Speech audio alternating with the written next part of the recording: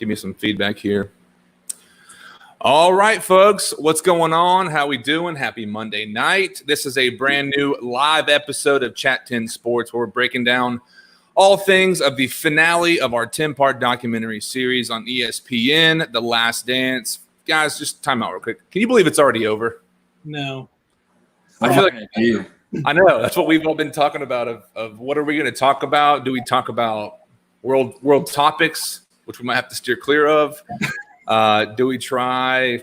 I don't know. I know the NASCAR is supposed to be coming back sooner than later and a couple other things. But anyways, as you can see, I'm Trey Wynn. I'm joined by Chase Green, Zach Brooks, and we're going to kick this thing off. A lot to talk about with the finale. I loved, obviously, I think the finale in most cases is going to be probably the best pair, or the finale hopefully is the best part of the entire show if it's a documentary or a sitcom or whatever it is. Mm-hmm. This hit for me. We'll talk about it in full. But Chase, take it away, sir. As always, we are brought to you by our wonderful folks over at Parkway Poorhouse. Right here, we're here in Chattanooga, Tennessee, on the water. They're back open, baby, full, pretty much full. Woo. It was. Did you journey over the other day, Trey? I did not, but Brian Hager, our guy who's our events guy, is actually talking. We're talking about going tomorrow night, so I'm getting pretty excited. Big time. Pretty excited. Pretty sweet. As always, curbside takeout is rock and rolling right now. Their full menu's back. Just go see our peeps, man. They need it. We all need it a little bit. So go get your best wings in Tennessee. Best wings. Oh, that's got a ring to it. Best wings in Tennessee. Put that on a card. That's been trademarked by Zach Brooks.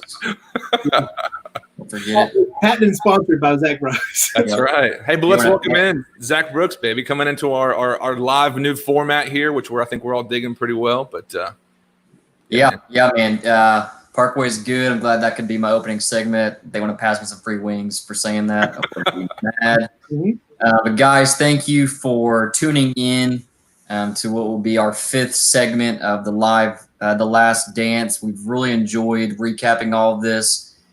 We appreciate you tuning in, whether you're tuning in live or you're watching on the recap. But regardless of how you're watching it and when you're watching it, please be sure to like the show, like the Chat 10 Sports page, and also share this video. Obviously, the more people that we reach, the more things that we're going to be exposed to, which gives us more topics to talk about. Share with your friends, your relatives, and all the NBA fans that you know. We want to invite them to come in and drop a comment, tell Trey when he's dead wrong. Yep.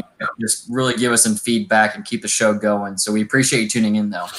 Yeah, and folks, in case, like Zach said, in case you're watching on the recap, we are actually going to be all over podcasts. I'm talking about Spotify, Stitcher, Apple Podcasts, basically anywhere that you listen, we are. So you can actually subscribe, rate, and listen. And in case you can't make the live show, we're actually going to upload this audio to our podcast stream. So make sure, share it with your friends. And if next week you can make it out like I said, if we're talking about water polo next week, still come back and hang out with us because the last dance, man, this could be our last dance for a little bit if something doesn't happen quick. We'll find something. We'll get creative. Yeah, we'll find something. Maybe some paddle boarding or ESPN The Ocho's back on and they got some type of dodgeball tournament that maybe we can break down. But guys, I want to crack this thing open. I don't want to jump through straight to our first topic, but give me your thoughts on the entire documentary series, because even in the last 10 minutes of the episode for episode 10, you got this little feel, and the feel for me was like, man, MJ went through so much where it was kind of highlighting his rookie season. Scotty got drafted and kind of how they formulated this entire team. But give me your kind of feedback and your thoughts. And folks, if you're watching as well, we welcome that as well. Give us your replies, your thoughts on the entire documentary series as a whole. Go ahead, Chase. I was just saying, I'm going to agree with our boy Herb. One of the best documentaries he's ever done. Yeah, it just I said a few weeks ago. I think I said it actually after episode 1 or 2, but I wish we could have just binge watched all 10 episodes. Yeah, I absolutely would have just chucked it out in a full night.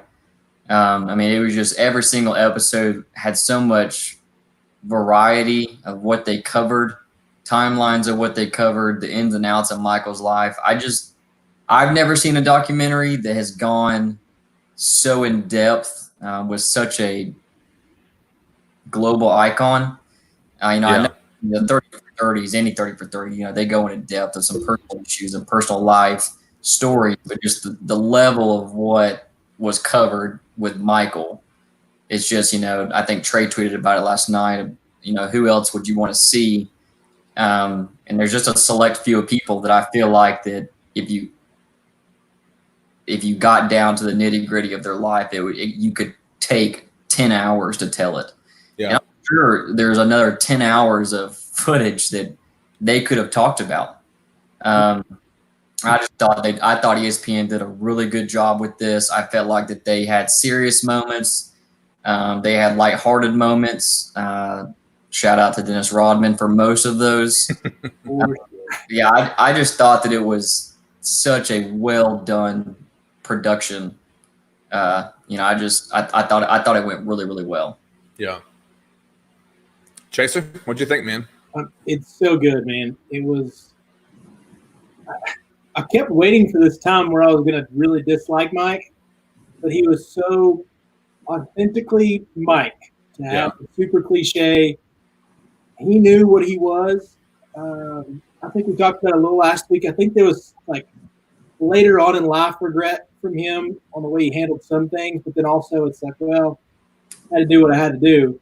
Yeah. So he was amazing. And that was such a storybook ending. I know we were going to get into the game and all that, but to have nothing left in the tank and then have probably the greatest 44 seconds of any NBA game, especially finals ever, is the storybook ending to that chapter. Now, I know Wizards years. I hope we don't get 11 and 12 with those.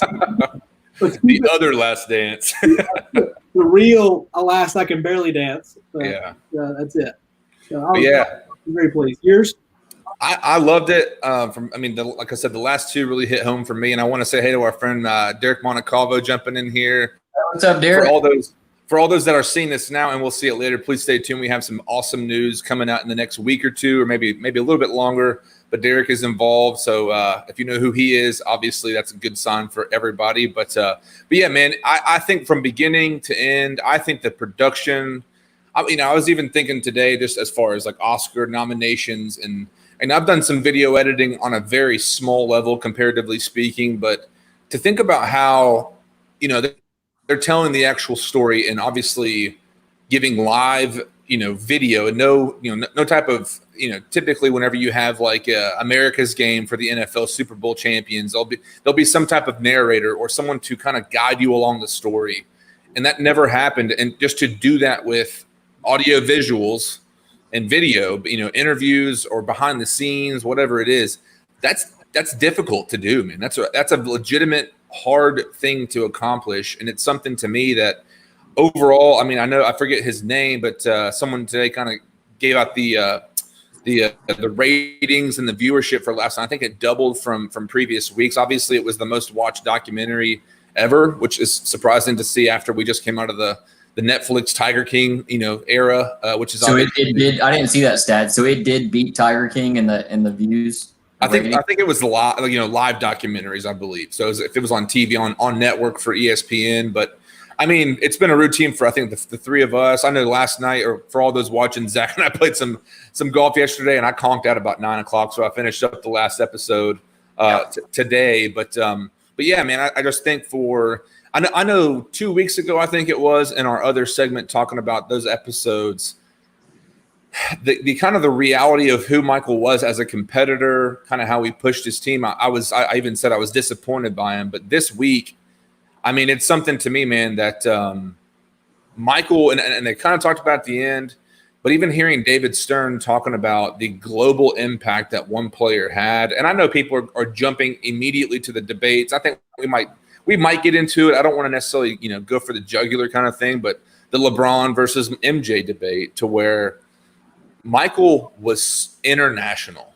And I think even today, and even talking about, I watched it today, but hearing David Stern talk about how he helped the NBA as a whole take that leap whenever you're coming out of the Larry Bird, Magic Johnson era. And then here we are with MJ, Scotty.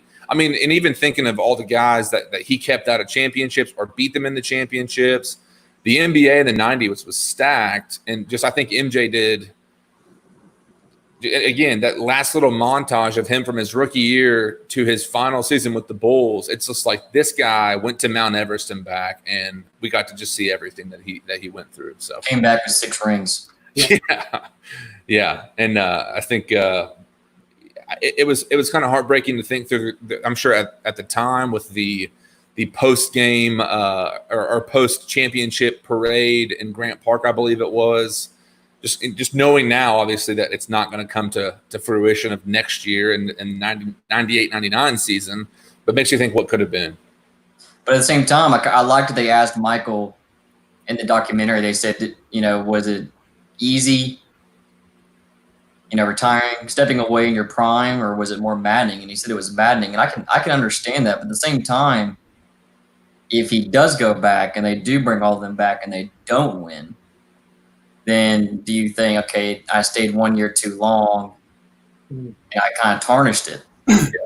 So then they have in the back of their minds of Michael got too old, but now we have no idea. So I almost think that they did the right thing by stepping away. There was all the drama going on with Jerry Krause and Phil Jackson. They had already told him, this is your last year. You could win 82 games and you're still going to be done. What a line there. 82-0, and you still are going to get a deal. Right. So, and that's what Michael said. He was like, why would any of us have ever expected? He goes, so when Phil told us, I'm straight up quoting Michael. He said, when Phil told us this is the last dance, we knew that was the last dance. Yeah. I don't even know I don't know why you would put yourself in the mind space of, okay, well, if we screw it up this year, then we can just always come back next year. And so you think, how much did something that was said at the very beginning of the season before game 1, where Phil Jackson was told you can win 82 games and this will still be your last year. I wonder how much of a factor that was in a game 6 of the NBA Finals in that last 44 seconds. It was like, this is literally the last shot that we have to win a championship with this caliber of a team. It had to have been some sort of a fuel for the whole team. With Pippen coming through his back injury, I know we're probably going to get into that game later, but just, there's so many things where it would have been so easy for them to be like, I put in my effort. But that was, you could tell that all of them were in a headspace of this is it. This is good for this moment and this team. This run that we've had, you could just tell that they all knew that it was it. Yeah. It would have been so weird because the next year was the lockout season. There was only 50 regular season games. So if you get in a room, again, I know Mike talks about it. He told me he couldn't sign those guys to a 1-year deal. And I know that's what he wanted. That's that itch that he has now. Which the 50-game season probably would have worked out better because Mike did play 82 games in that last 3 years, plus all his playoff games. So probably would have been a nice little rest. Mike goes into the playoffs a little bit fresher, not having to do 82 plus playoff series. So I can see where he comes out of it like we would have won. We would have won. Because, if you signed Kerr back and so Kerr doesn't go to the Spurs and there's a few little other things that happen. I don't know. It would have been tough because Timmy D and David Robinson were pretty daggum good. So Yeah. I don't know if they would have got it. And it's one of those things you don't want to tarnish it, like Zach said. But if you don't, it's championship or bust if you come back that last year. And that would have been a tough run because you're going to sell Scotty too. Scotty's trying to get paid at that point.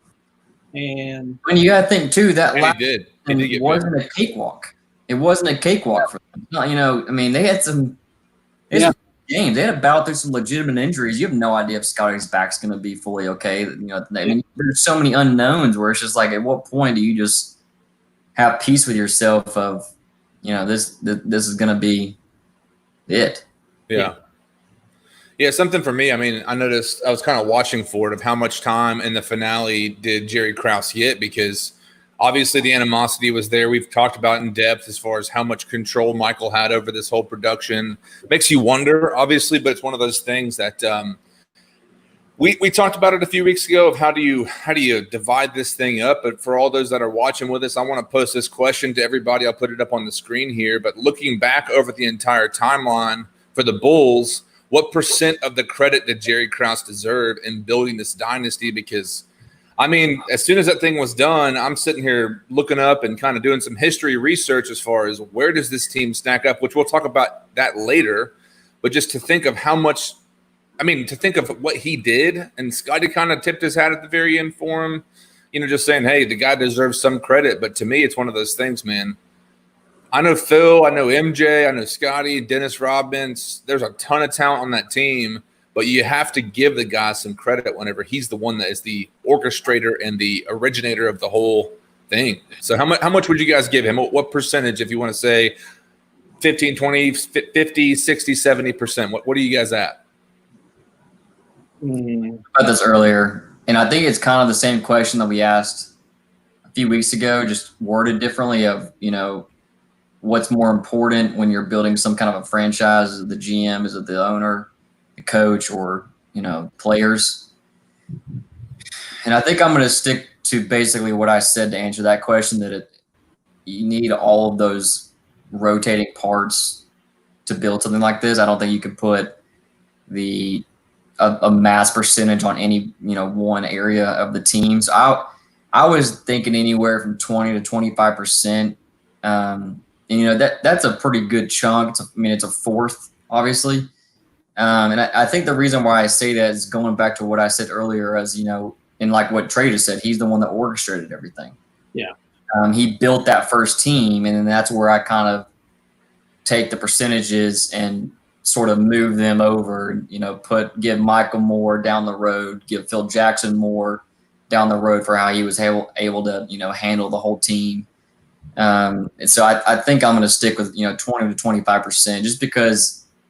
And like Pippen said, Jerry was not an easy guy to work with. He probably wasn't an easy guy to play for. But at the same time, Scotty said, you got to give the guy credit. You know what I mean? Oh yeah. You can't just take it away and say he didn't have anything to do with it. Yeah. No, I'm playing like that 15 to 20% range because he wanted to blow this thing up earlier on and rebuild because he thought he could do it, and then we find out he can't after he leaves, or after Mike leaves, I guess, how you want to look at that.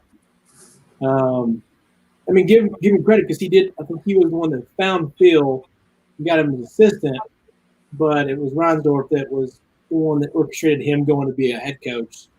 So there's little things that I look at, and he wanted to make Tony Kukoc primary option. That's why Jordan and them were so mad, because there were so many little things, he would say to those guys, like, Tony Kukoc. But as we found out, Tony was a fine player, good number 3 option. But I don't know. He had so many good early moments drafting Jordan, drafting Horace, and drafting all those guys at the same time. So I don't know. I think that 15% maybe. Solid 15. I think I kind of agree with Zach here. That 20, I'm going to land on 20% because I think the guy, like you said, once Horace Grant left, obviously bringing in Rodman to kind of fill that defensive role, obviously with just the entire thing. I think 10 to 15%, because something that stuck out to me is specifically in this episode with Dennis Rodman, kind of obviously showing his what going on WCW. Phil Jackson, as a Hall of Fame coach, obviously earned my respect, but took it to a whole other level whenever he's putting up with that guy between game 3 and game 4, goes MIA. And of course, Carmen Electra pops in there saying, here's what Dennis basically did. It's like, this guy doesn't even speak for himself as far as explaining. And then even just his whole storyline, and, he kind of snuck out the back gate or whatever it was. It's like, gosh, I don't see how a guy does that. But to me, I saw a 20% for a guy that put the team together. And like we were just saying too, I mean, if he pulled the plug on that thing before it even got to the point where guys were getting so old and you just can't, you can't keep up with it. You can't do your thing. Maybe he was the genius behind the curtain, orchestrating that demise before it got to the point where, it was too little too late. But sorry, I'm trying to fight off some laughter here. Our friend Kelly Tapp jumped in here with a little inside joke. For so hard not to laugh. Yeah, sorry. But thanks for joining, Kelly. It's good to have you.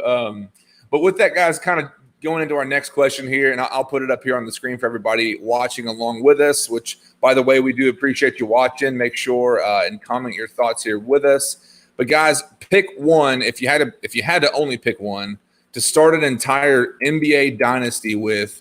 If you had to pick Phil, Jerry Krause, Michael Jordan, who are you taking? And give me your thoughts. Why? Start the NBA to start a dynasty? To start a dynasty. Knowing what I know now, or if I just knew him, Joe Schmo?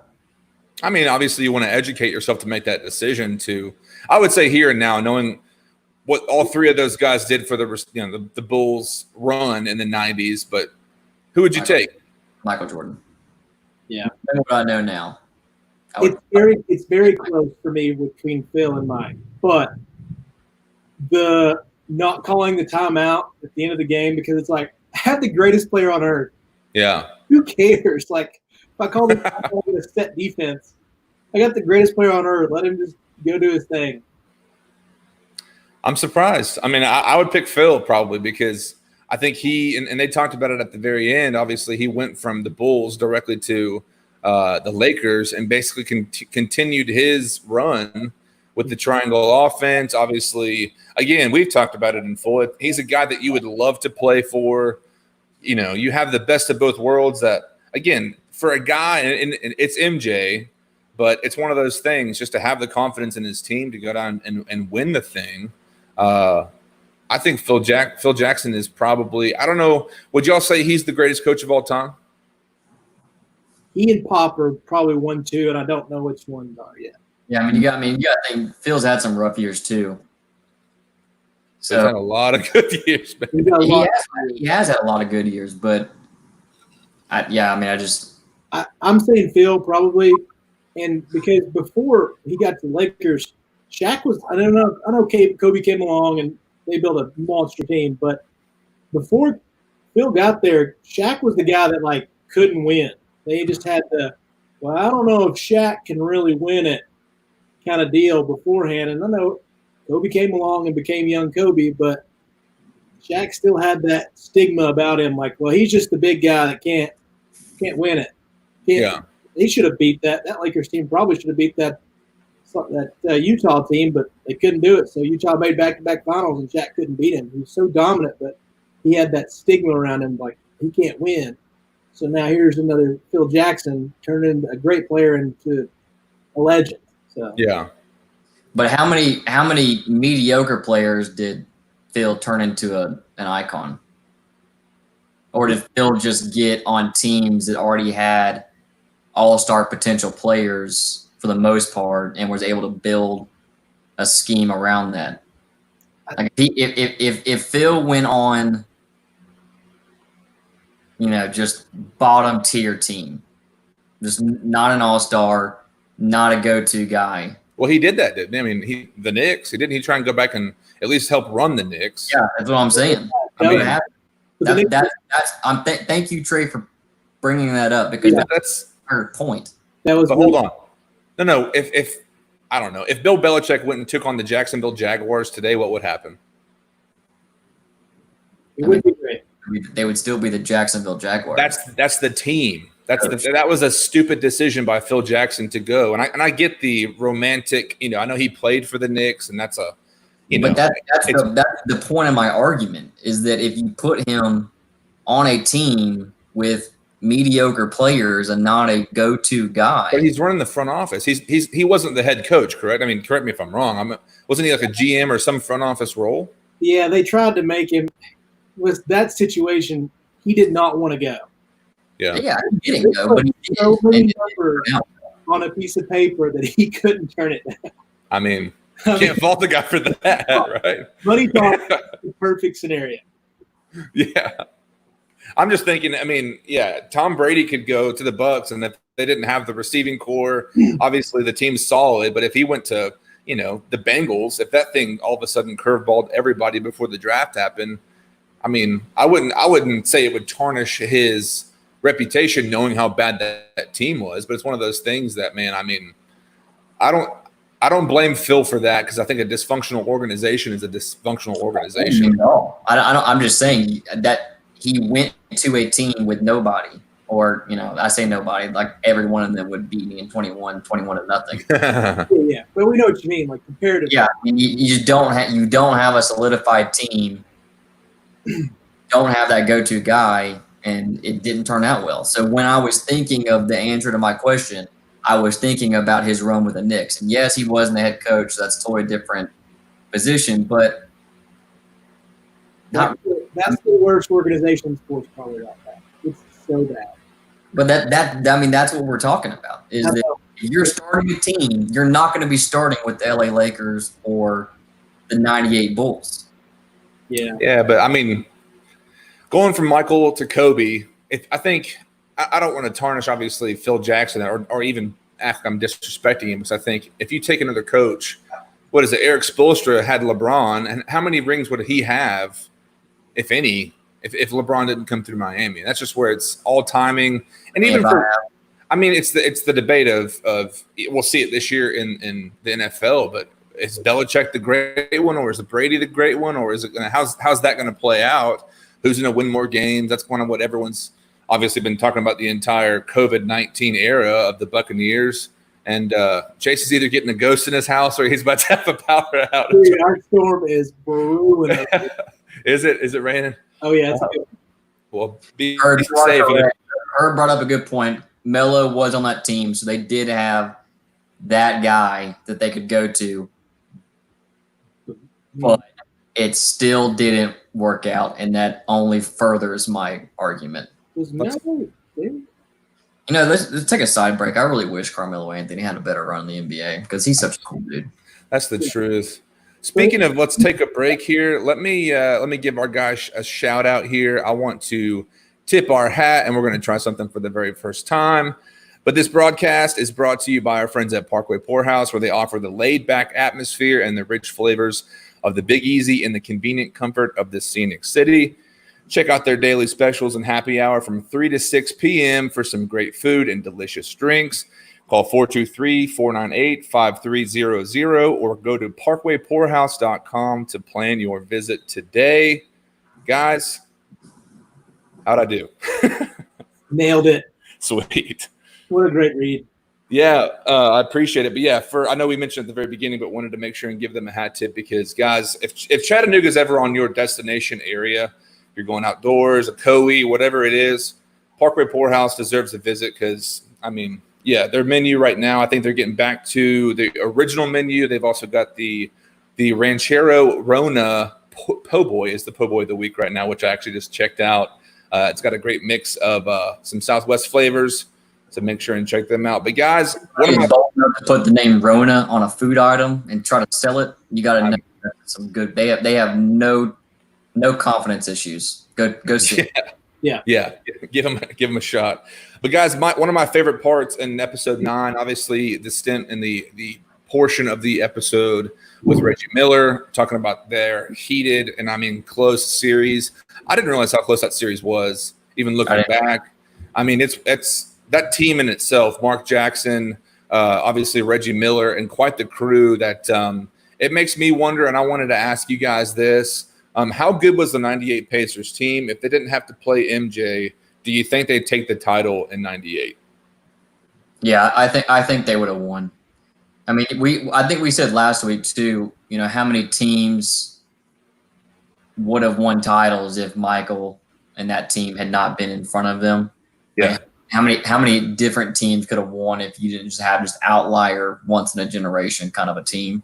And I definitely think I think the Utah Jazz were a good team, and I think the Pacers were just as good in their prime with that team. I mean, they were just from what the highlights, and the clips that I've seen, the ball movement, the coaching, the clutch moments. I mean, it's just they were a fun team to watching those highlights. I mean, it was. Yeah.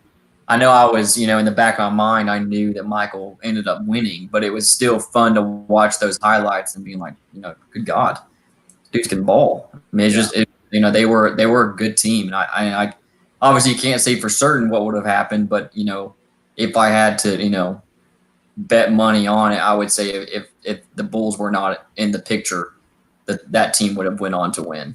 Yeah. Overall, it's crazy because, I think, you go position by position, obviously Scotty and MJ, they're 1-2 are way better than Reggie and Smith. But the rest of that Pacers team was so good, so much better, I thought, from 3 down as far as your options go than with the Bulls. Because, Rodman played okay. I mean, he was a good rebounder, but at that point, he was really becoming WCW. I mean, he had slowed down defensively. He wasn't nearly what he was. He was still good, still a good rebounder, but he didn't average 10 rebounds that series.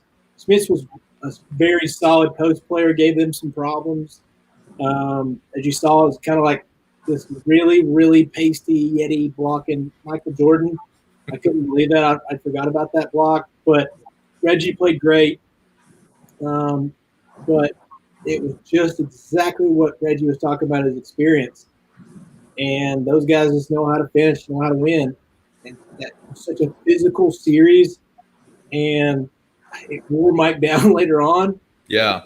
Obviously, it really had an impact on Scotty. But those guys, that was a battle. And I think they probably go on. I think Utah was better than in 97, 98 than they were. So I think they wound up winning that championship, and that's really tough, especially because I love Reggie Miller. And my roommate, JJ, he is a huge Reggie fan.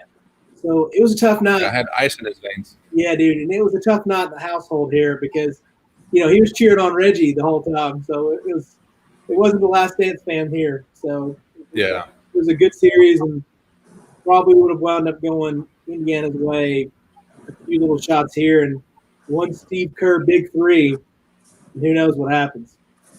Yeah, and to me, like Zach said, you're watching this obviously knowing that they're going to win the title. The Bulls will win the title, but it's like, dude, Reggie dropped that 3 and and especially being at Indiana and just knowing how that crowd was. Obviously, Michael got to the point where he threw the ball at the back of the head of Mark Jackson. So just to think of the physicality, like he mentioned, every game he had a new scratch or something happening. Obviously people were probably targeting MJ, but not targeting dirty play, but just obviously picks and throw a couple little stiff bows. But to me, man, I mean, you gotta think of the guys that MJ kept out. And I think today I was actually looking up over 1,200 games. There were over 300 and I think around 350 players that never beat MJ. And that's one. He is one guy. I know for Patrick Ewing, beat him 4 times. And just to think of how much how he prevented the Knicks. Speaking of the Knicks, of what he prevented New York from having in the '90s, because again that team was stout early on.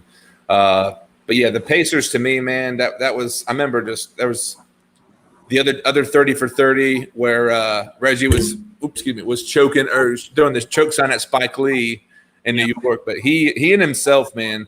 That's why I just think, I know we talked about the first episode that we were breaking down, episode 1 and 2, or the first segment that we were breaking down, episodes 1 and 2, of the 90s versus now. I kind of wanted to bring that up for you guys of having seen the whole thing, the whole Last Dance.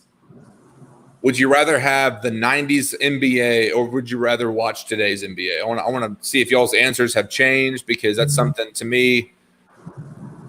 I'm pretty sold on my answer. I would probably rather have today's NBA. Really? Yeah, man. 54 points in an NBA Finals, dude. 54 points. That's tough, man.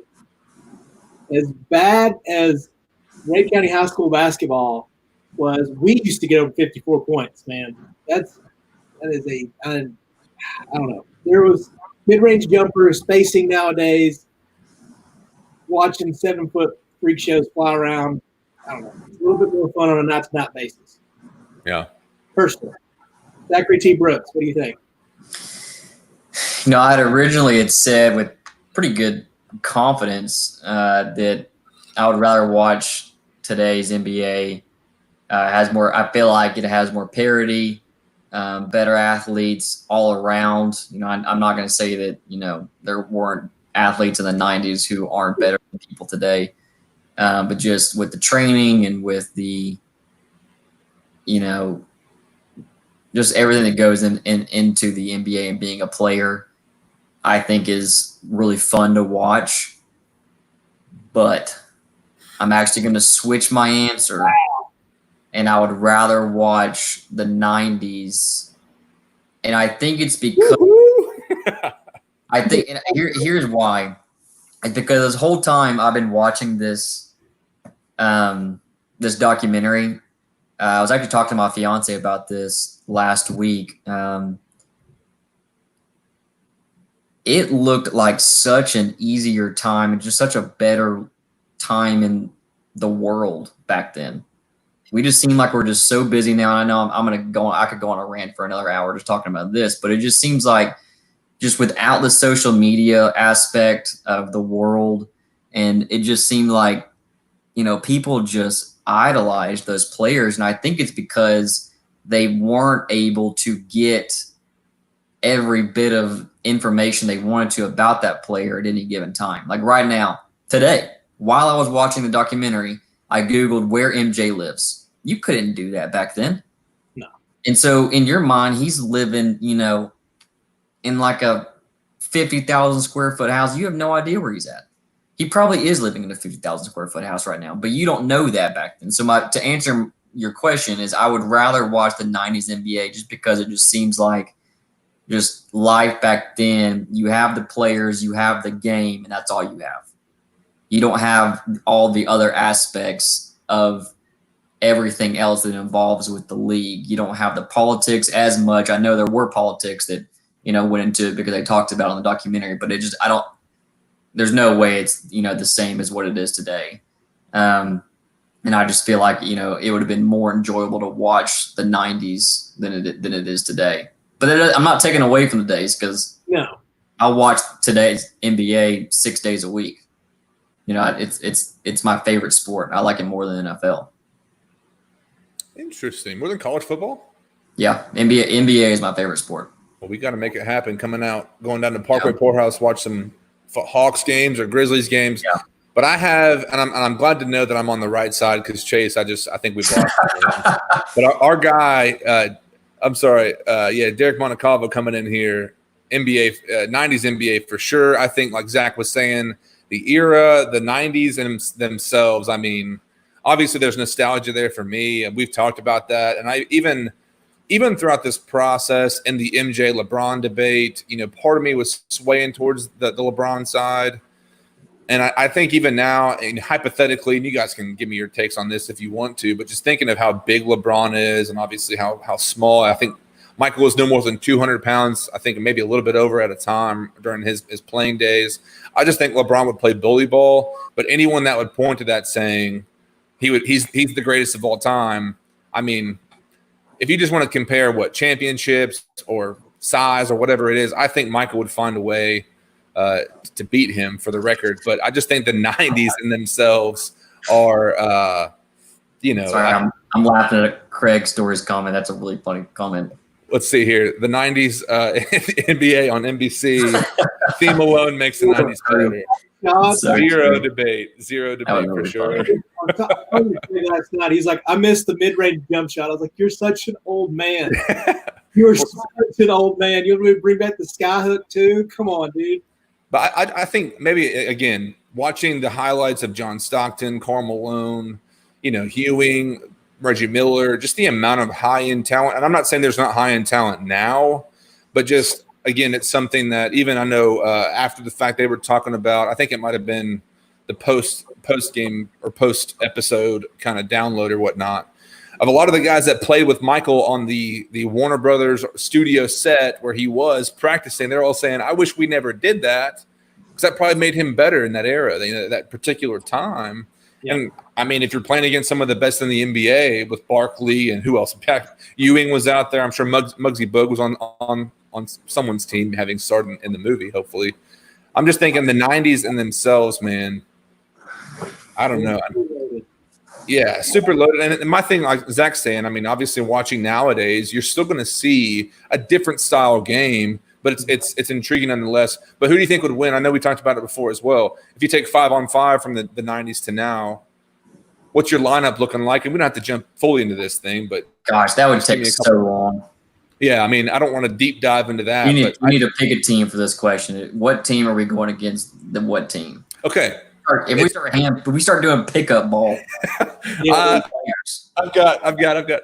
So if we take the '98 Bulls, or let's say the '96 Bulls, because I think they are I don't know if they're considered better or whatnot than that era, but similar, very similar team against the 2017 Warriors.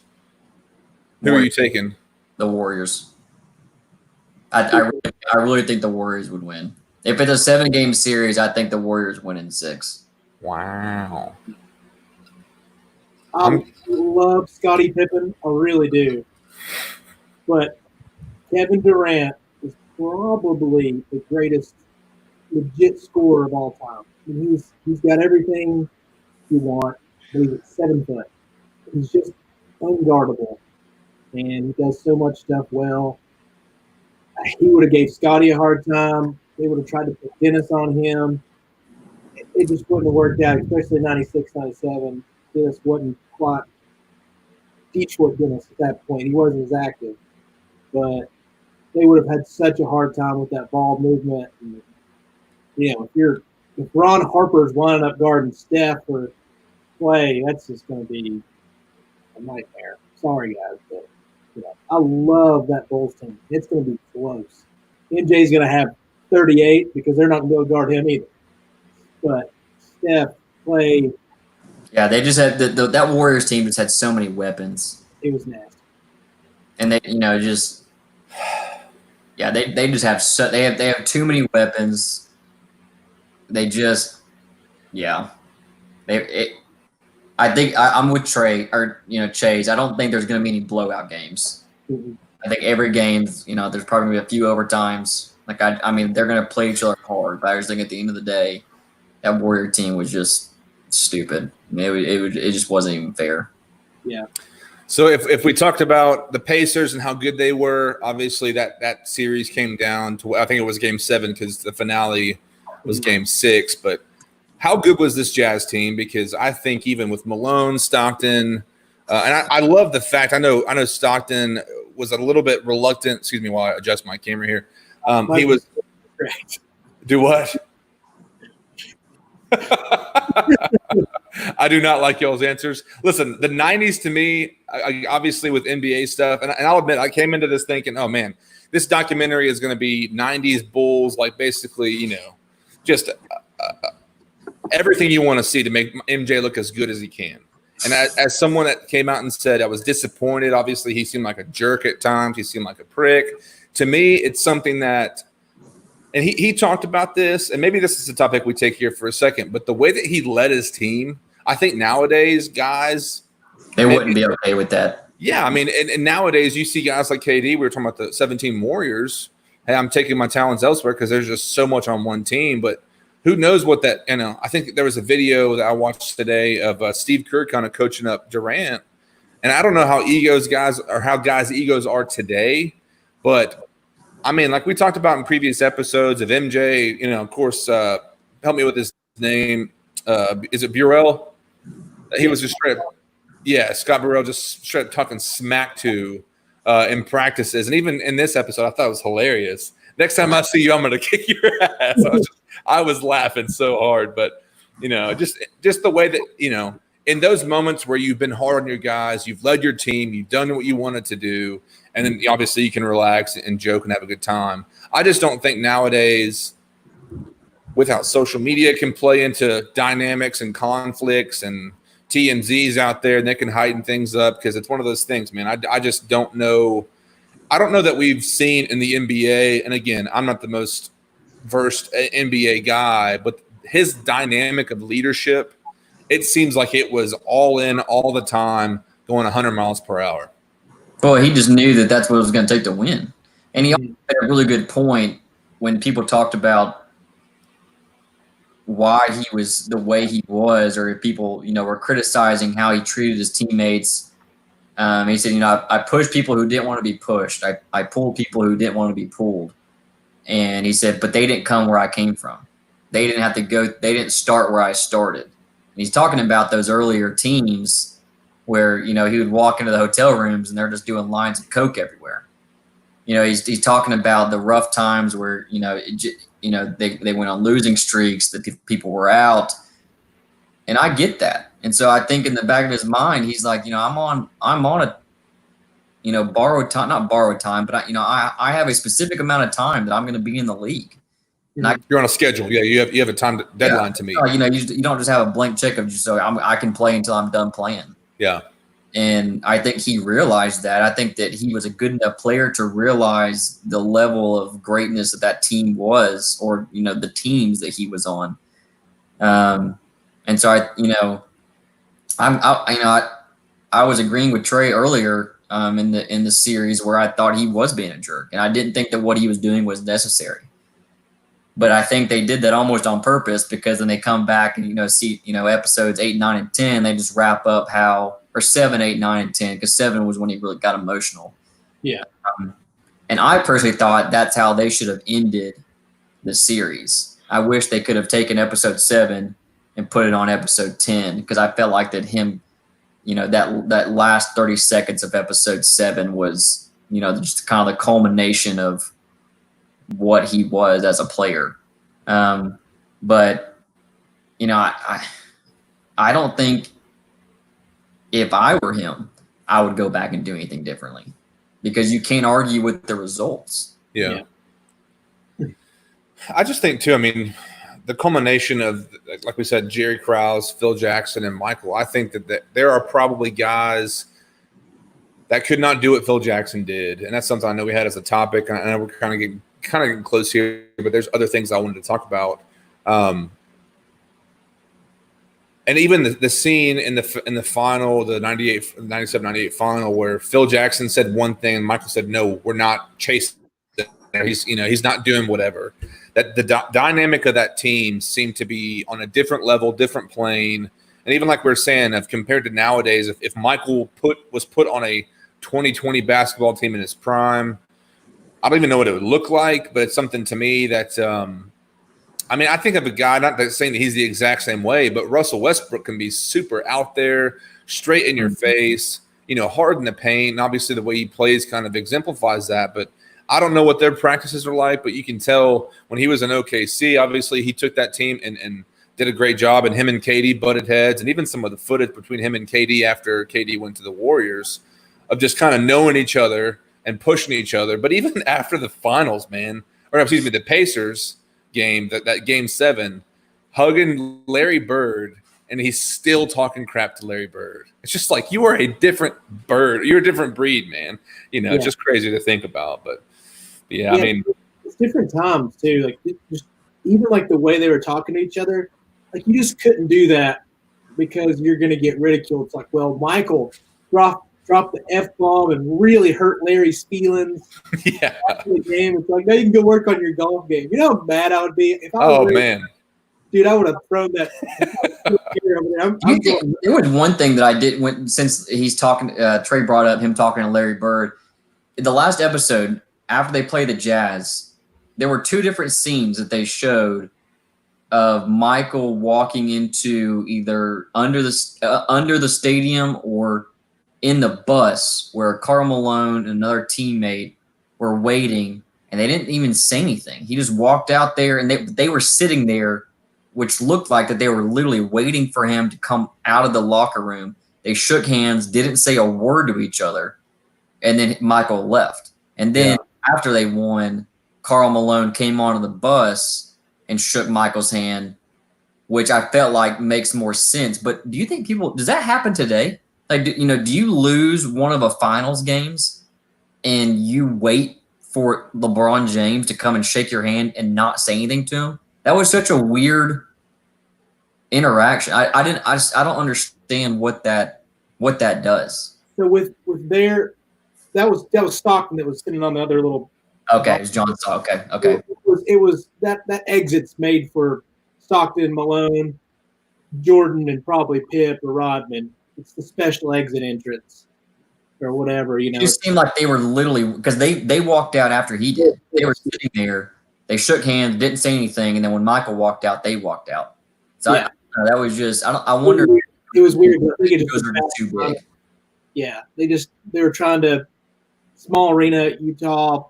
They're just trying to figure things out, and I think they just missed the timing. I don't know if their I don't know when the press conference was. I don't know if he was like walking out, but yeah. So how awful would that? I would be so mad. That's what I'm saying. Like, there's no. I'm way too competitive. Knowing there's more games after that, like, dude, no way would I stay there and shake someone's hand after they just beat me. No way. But you're saying that was after game 6.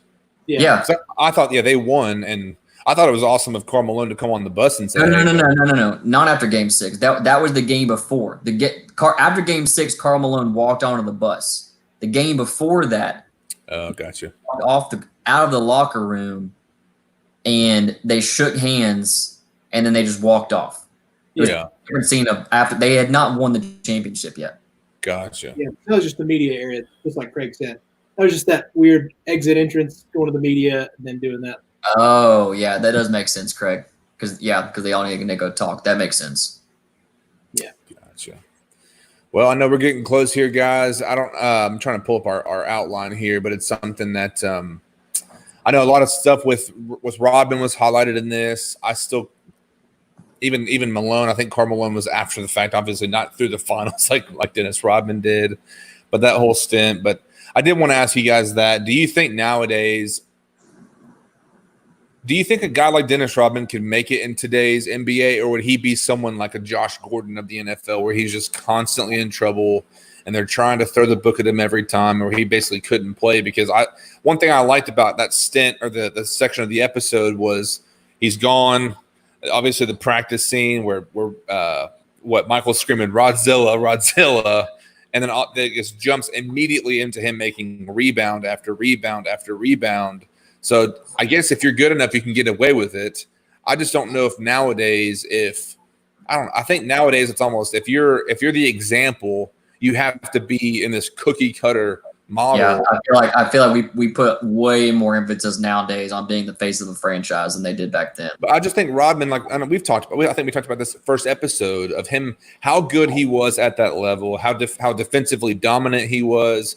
Put his body on the line on numerous occasions, but it's just something to me that, again, I don't know if any other coach could handle a guy like that correctly, because there was obviously no segment of this episode where we saw Phil Jackson sitting him down, or even Michael saying, get it together. But then after the episode, or I guess towards the end, Michael saying, if Rodman's there, if I'm there, then Scottie has no question to come back, at least for a 1-year deal.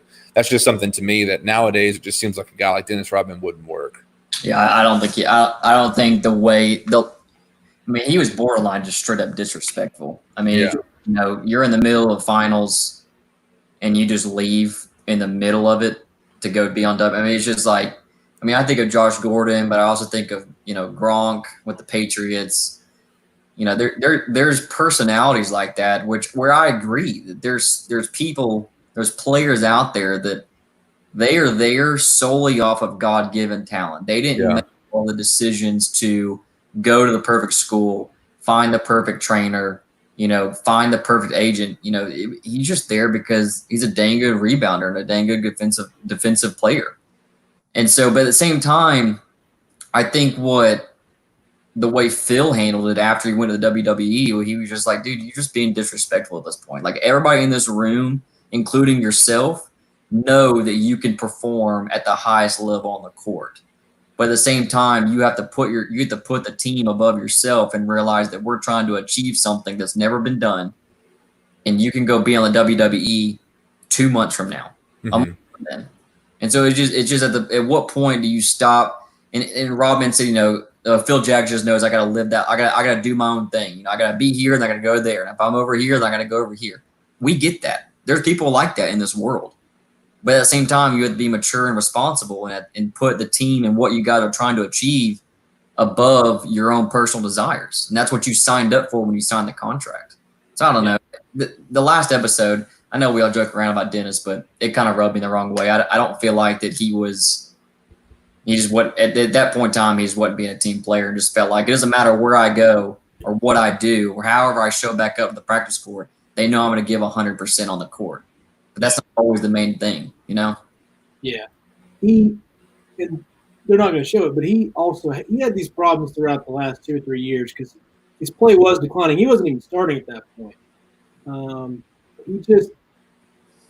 They're always going to tell you, oh, yeah, we're just going to let Dennis be Dennis. But it was getting pretty over the top at that point because he wasn't as dominant defensively. Like, he's going to cause problems on the floor, but also he'd get kicked out in the first 3 minutes of the game.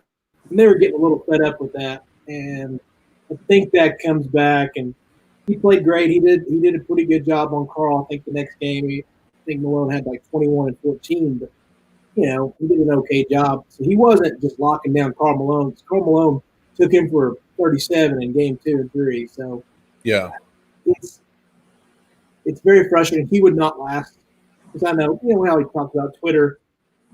Everybody would have found out drug testing is a little different. I'm just being honest.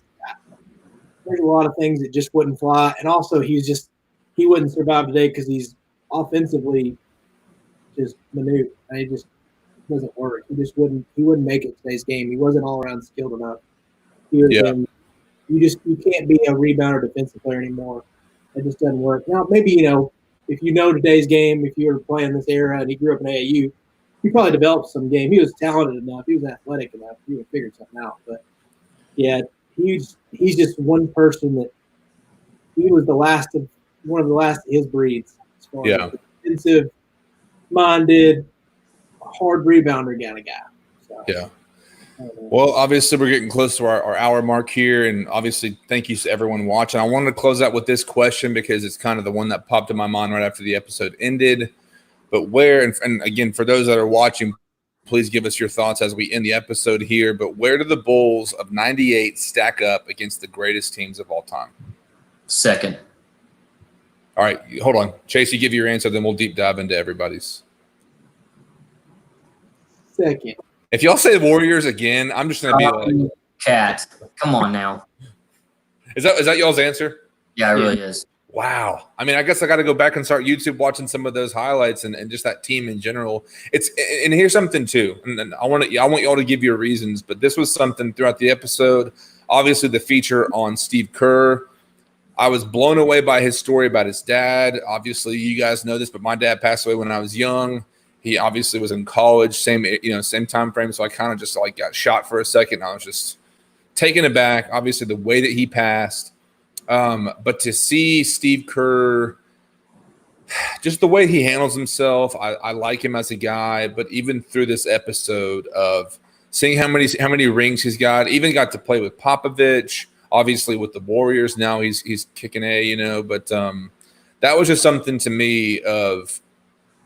Do you guys think, and even just to jump off this topic here, do you think Steve Kerr gets the respect that he deserves as a player, coach, kind of the whole package? As a player, maybe a little bit too much respect. I mean, he was good. He was scrappy. He was a 14 minutes a game kind of guy. He was a solid role player. Now, what he brought to that team was a new element of spacing because now there's somebody that can't help off for Jordan or Pippen or even, whoever else in the post, just with Longley and Kukoc. So now there's spacing on that floor because Steve Kerr's out there. And he had matchups where he was pretty solid. I think he caused Stockton because he just kept fighting. He was one of those incredibly high condition motor kind of guys on the defensive side, just the typical scrappy white dude, let's be honest. Yeah. But he wasn't a rock star. Like he had some times where he couldn't play certain. I think he only played like 14 minutes a game against the Pacers, and he was just okay. But as a player, meh. But as a coach, I think he's another part of I know he came into this Warriors team, but he and Phil do such a good job of controlling John egos. Right? I don't, as crazy as that, I don't know if he gets enough credit as the coach because handling KD, Steph, Draymond, all the attention they get nowadays. Steph's probably the second highest as far as like global superstars because he looks like one of us. You know, he's a 6'2" kind of goofy looking guy. I mean, if you just didn't know who Steph Curry was, you're like, oh yeah, that's a tall guy. Maybe he played some high school hoops. You know, that's just what you'd think of Curry if you didn't know who he was. But dude's killing it in the rec league. yeah, he's pretty solid down here at CSL. You know, but yeah. So I think he just handles that very well. So as a coach, he might be a little underrated, but as a player, almost on the overrated side because I think he just got a lot of credit. He's just a great dude. So he deserved that little spotlight at the end because it mainly just from the post-championship speech. But I think if he hadn't just punched MJ straight in the chest, I don't know if he would have gotten that segment. Yeah. This is MJ's apology letter. Yeah. Yeah. Give me about 20 minutes on this episode. No, I think he's a great guy. But as far as I guess I got to watch some 17 Warriors because that's the greatest statistical playoff team of all time. Dude, I don't even have to go watch highlights of either team. It was just, I just know. I mean, they were just assassins on the court. It wasn't fair. It really wasn't. Yeah. Can we get to one more question to hit up Craig? Because I know we wanted to. So why aren't we talking about the flu game and the pizza game is what we're going to call it now, I guess. Oh, my gosh. How did we leave that out? Craig. We're going to come back. Never came back. That was the craziest part of the whole thing. He didn't have the flu. No. And how have those guys not been caught or said anything by now? I'll tell you why. They didn't say anything because they probably all did that, and every one of them went bet their entire house mortgage against the Bulls, thinking there is no way we're losing this game. We just straight up food poisoned the greatest player on the team. This is a lock. Called all their friends, bet their mortgages. It's a lock. And he still won. So you're convinced that they poisoned him or gave him some type of something? Yes. Jason, are you convinced? I don't think if it was the flu, they would have just said it was the flu. Yeah. Well, the fact that 5 guys delivered one pizza at 10:30 at night. How that ever happened? Well, here's the thing. I got friends. I got a buddy of mine, kind of family friend, non-blood family, if you will. But they went out and I think to Memphis to see Kobe play. They went to the team hotel. Obviously, fans know where these guys are staying. And if Papa John's or Pizza Hut's getting a call from this specific hotel, and I had you guys as my coworkers, like Zach, Chase, I think we just got a call from the Players Hotel for the Bulls. You want to go up and see if we can see Mike? And of course, I'm not convinced. And I think Craig tweeted at me last night about it, to where it's like, I'm not 100% sure they poisoned him or did whatever. But the flu game, I think obviously. Flu being fever, body aches, that's one thing. But I'm sure he got tested for the flu. Yeah. Tested for the flu. I mean, like, between the night before the game, I'm okay. No, at some point, I'm sure he went and got a flu test. So he would know if he had the flu or not. I think he just, like he said, he stayed in his hotel all day, got up, went down. How do you poison a pizza? That is one thing I'm thinking. I mean, you could put medium rare chicken on a pizza and someone eats it up and all of a sudden they're vomiting salmonella. Big city in the late 90s and they're ordering pizza. I mean, that place shuts down at like 9:30 anyways. So there's some sketchy folks if they're like staying up past the Mormons. That blew my mind. He was like, and that's the thing. MJ was like, it was food poisoning. Oh, yeah. Like, what? How have we not gotten to the bottom of that? Like, it's like Kevin Hart. You're not just going to say, you're not going to act like you didn't just say what you just said. We have to address this. Yeah. How have we not, in all of this time that has passed, how have we not tried to dig deeper, make a Netflix documentary about these 5 dudes who tried to kill Michael Jordan? Yeah. The whole country would solve the issue within 48 hours. That is interesting to think about. Like, I guess it was Michael so focused on this game, he wasn't even thinking about, hey, these guys probably gave me something intentionally, and obviously didn't go back to figure it out. Was so rough in that game. Like He I did. was sick watching him play. Like my stomach started hurting. Yeah. Dude, that one shot where it looked like someone just took a Gatorade cooler and just dumped it over his head. It's like during that broadcast, too, you just think about it, you would have known nowadays if KD got sick before the finals, even in 17, you knew about it at 4:30 when he got sick at 3:30. There's Yeah. something down the hallway. It's like, I hear KD throwing up, man. And then they're out there. I think that's the difference when I talk about these players today and players back then. I don't know if any of the all-stars right now played through that. I really don't. That's true. I mean, They're worth more. As far as like, they'll be wait till the next game. You know. yeah, we need you. We need you for Game 6 or whatever it was, Game 5. Yeah. So I don't know. Game. Yeah, and especially What's the term that everybody's using now in the NBA when you're sitting out? Oh, load management or time management or Load something. management. Michael Jordan's out for load management. Yeah, never would happen. The dude He was really- almost assassinated. Yeah. that's why I just think I think that era was just and even before then was just a different mentality of players. To where yes, now like obviously it's changed to where it's more of a perimeter game, and a guy like LeBron who's huge or Zion can just be basically playing bully ball. But it's one of those things, man. Like I think it's just a different mentality nowadays, or back then, excuse me. Where nowadays it's I don't know, man. And maybe that's what fed into that. You know, I talked about it earlier, where David Stern talking about the global impact that Michael had to help the NBA grow beyond that prior era of Larry Bird, you know, Magic Johnson, and I mean, because if you can think about that time, the '90s NBA without Michael, what does that really become? Is that different from today? Because I really don't think so. without Mike, that's a struggling time. Because after You got to have an answer for that. after Larry and So, after Larry and Magic, man, it would have been a tough stint. I mean, you'd have had some good. Don't get me wrong, you'd had some great teams, but Mike was everything to the NBA at that point. yeah, You know, they always talk about Larry and Magic saved the NBA. Mike took it to a whole different sport, pretty much. and then NBA 2K saved the NBA because now I'm a huge fan of the NBA. There you go. Trey is single-handedly bringing back the NBA from coronavirus. And it probably won't ever happen again because last year when KD got hurt, he comes in on that struggling leg anyways, and then he tears his Achilles because he was limping off. Now he had a great first half. He had I think he had 15 of the first 18 points of the Warriors, and he was on a quarter of a leg. But nowadays they're like, nope, I can't lose KD for a year and a half or 2 years. Yeah, So that'll probably never happen again.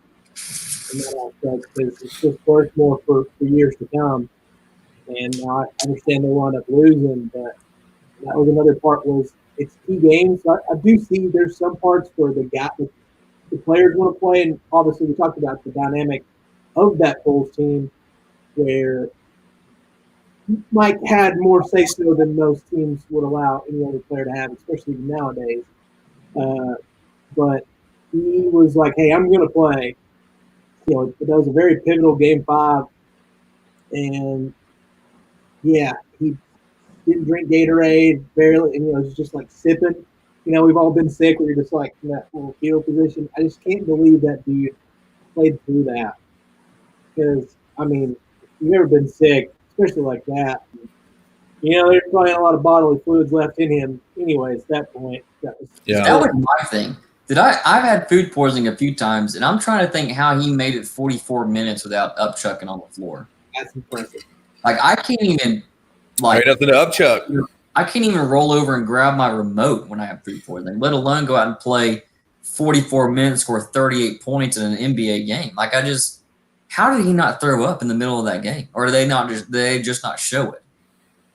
I wonder if they gave him some type of like nausea medicine prior, because I mean, my wife's had 3 kids, and that's the one thing that she's like, you got to give me this nausea medicine, because it's obviously, if anyone out there watching with us has a pregnant spouse, because it's terrible. Side note, thank you for bringing this topic. I do want to shout out, I don't know, Trey, you looked at your phone, but one of our best friends, Dominic Consulis, just told us that he and his wife are now expecting a baby boy. Let's go. Yeah, he said baby boys. So they're definitely having a baby. So just shout out to Dom and Emma for that. Congratulations, guys, for that. Yeah, that's awesome. I was gonna say, you said baby boys, and I was thinking, no, yeah, he's ever having a baby. He just left out the comma, so I was. Well, it made me think of our friend Zach Clevenger, who's having twins. Everybody's having kids. Yeah. Cheers to those guys. No, congratulations to those guys. Obviously, that the shout out to them both. Congrats, but yeah, boys. All right, let's wrap this puppy up. I think we're about 10 minutes over, but everyone, thank you so much for checking us out. Thank you for watching. Obviously, it's a lot of fun. In case you're new to us, check out chat10sports.com. You can find out more about us, our articles, social media links.